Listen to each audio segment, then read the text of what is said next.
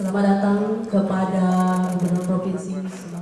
Dewan Perwakilan Rakyat Daerah DPRD Kota Palembang menggelar rapat paripurna istimewa peringatan hari jadi ke-1338 tahun Kota Palembang.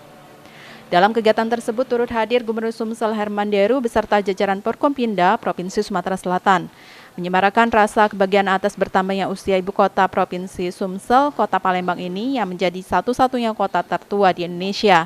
Tidak tanggung-tanggung, orang nomor 1 di Sumsel, Herman Deru, memberikan secara langsung kado ulang tahun spesial kepada pemerintah Kota Palembang yang diterima secara langsung oleh Wali Kota Palembang Harno Joyo, berupa bantuan dana gubernur sebesar 123 miliar 450 juta rupiah yang diperuntukkan untuk bantuan pembangunan infrastruktur di Kota Palembang. Deru memberikan apresiasi setinggi-tingginya atas kinerja pemerintah Kota Palembang saat ini yang sudah banyak memberikan perbaikan-perbaikan atas kemajuan Kota Palembang, sehingga mendorong percepatan laju perbaikan ekonomi di Kota Palembang hingga berdampak pada Sumatera Selatan.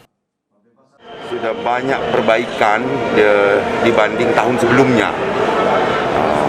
Stamina masyarakat, stamina ini bukan hanya kesehatan tapi ekonomi. Tadi indikator-indikatornya sudah disampaikan Pak Wali bahwa justru di masa pandemi ini Kota Palembang mengalami kenaikan kesejahteraan masyarakatnya. Saya tidak melihat ini sebesar apa, tapi ini artinya ada perbuatan yang luar biasa dari pemerintah kota Palembang bersama mitra-mitranya sehingga Palembang tidak termasuk yang ekonominya turun.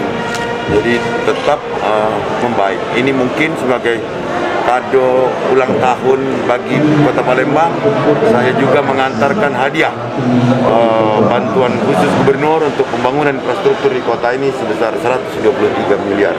Itu peruntukannya apa saja, Pak? Bantunya? Infrastruktur, silahkan Wali Kota dan DPRD.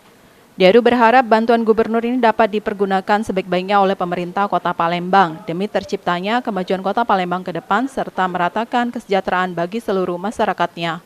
Okta Alfarizi, PAL TV.